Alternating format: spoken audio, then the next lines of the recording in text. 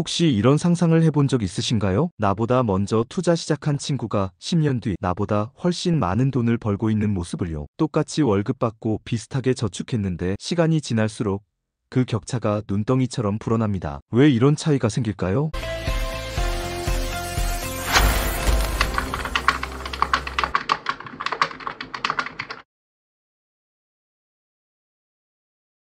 답은 바로 복리라는 힘에 있습니다. 복리는 단순히 돈이 불어나는 것이 아니라 불어난 돈이 다시 돈을 버는 구조입니다. 그래서 시간이 지날수록 곡선이 가파르게 올라갑니다. 마치 나무가 처음엔 천천히 자라다가 어느 순간부터 하루가 다르게 키가 커지는 것과 같습니다. 제가 월 30만 원씩 연 7% 수익률로 가정에 시뮬레이션을 해봤습니다. 25세부터 65세까지 40년 동안 투자한 사람은 약 7억 8천만 원이 됩니다. 하지만 35세부터 30년간 똑같이 투자한 사람은 약 3억 6천만 원밖에 안 됩니다. 단 10년 늦게 시작했을 뿐인데 결과가 무려 4억 2천만 원 차이입니다. 총 투자금 차이는 3,600만 원밖에 안 되는데 말이죠. 이게 바로 시간이 만든 격차입니다. 미국 증권거래위원회가 소개하는 72의 법칙도 있습니다. 72를 연 수익률로 나누면 자산이 2배가 되는데 걸리는 시간이 나옵니다. 연 7% 수익률이라면 약 10년마다 2배가 됩니다. 25세에 시작한 사람은 은퇴 전까지 4번 이상 2배의 기회를 가지지만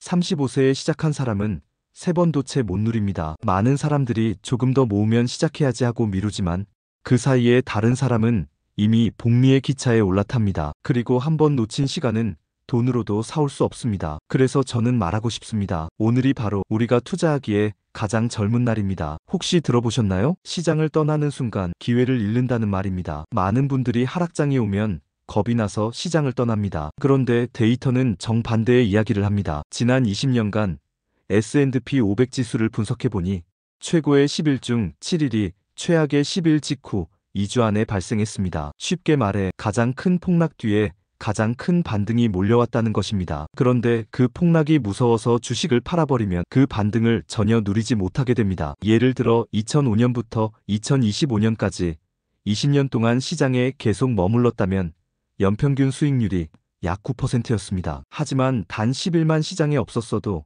연평균 수익률은 절반으로 떨어집니다. 그리고 30일을 놓치면 수익률은 아예 마이너스로 변합니다. 왜 이런 일이 벌어질까요? 시장은 예측할 수 없는 방식으로 움직이기 때문입니다. 급락과 급등은 세트로 다니는데 그 시점을 미리 맞추기는 거의 불가능합니다. 게다가 연중 평균 하락폭은 마이너스 14%입니다.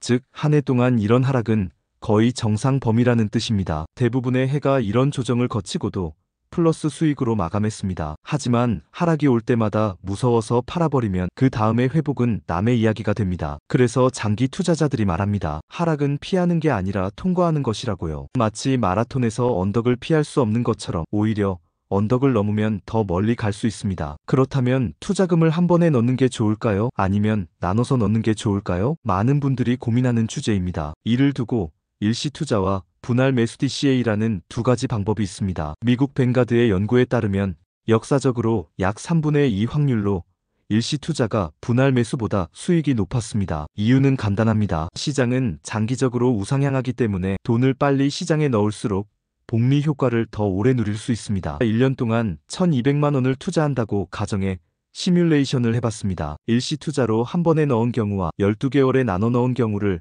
4만 번 시뮬레이션 했더니 약 64% 확률로 일시 투자가 더 많은 수익을 냈습니다. 중앙값 기준으로 일시 투자가 약 37만 원 더 많았습니다. 하지만 여기에는 함정이 있습니다. 일시 투자는 투자 직후 큰 폭락이 오면 심리적으로 큰 타격을 받습니다. 반면 분할 매수는 이런 단기 리스크를 줄여줍니다. 그래서 전문가들은 이렇게 말합니다. 수익률만 보면 일시 투자가 낫지만 심리적으로 버티기 위해서라면 분할 매수도 훌륭한 전략이라고요. 중요한 건 어떤 방법을 쓰든 시장을 떠나지 않는 것입니다. 배당 투자에 관심 있는 분이라면 재투자의 힘을 절대 놓치면 안 됩니다. 배당을 받아서 쓰면 그 순간이 좋지만 재투자하면 그 배당이 또 다른 배당을 낳기 시작합니다. 하트퍼드 펀즈가 1960년부터 2024년까지 데이터를 분석한 결과 장기 총수익의 약 85%가 배당 재투자에서 나왔습니다. 누빈의 연구에서도 1930년 이후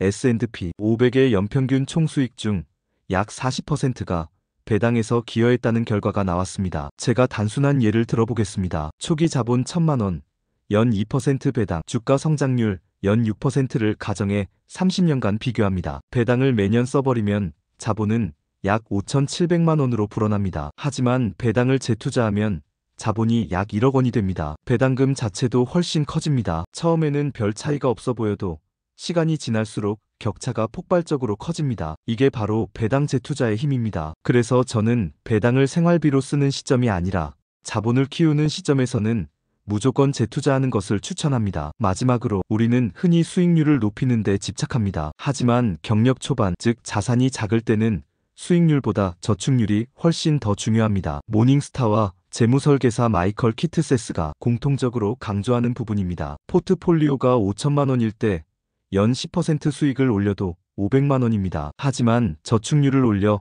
연간 1천만 원을 더 모으면 그 효과는 훨씬 큽니다. 자산이 커질수록 수익률의 힘이 커지는 건 맞습니다. 하지만 초반에는 저축이 훨씬 더 큰 차이를 만듭니다. JP모건의 자료를 보면 경력 초반에는 전체 자산 증가분의 대부분이 기여금에서 오고 말년에는 투자 수익이 훨씬 큰 비중을 차지합니다. 이건 마치 작은 눈덩이를 만들 때는 손으로 계속 굴려야 하지만 어느 정도 커지면 중력만으로도 알아서 커지는 것과 같습니다. 그래서 자산이 작을 때는 소비를 줄이고 최대한 많은 돈을 투자로 보내는 게 중요합니다. 이게 나중에 복리의 기차에 올라타는 속도를 결정짓습니다. 결국 오늘 이야기한 5가지는 서로 연결돼 있습니다. 복리는 시간을 먹고 자라며 시장에 오래 머물러야 그 열매를 딸 수 있습니다. 투자금을 어떻게 넣든 중요한 건 시장에 머무는 것이고 배당 재투자는 그 속도를 더 빠르게 합니다. 그리고 그 모든 시작점에는 저축률이 있습니다. 오늘의 나와 10년 뒤의 나를 비교했을 때 웃는 쪽이 되려면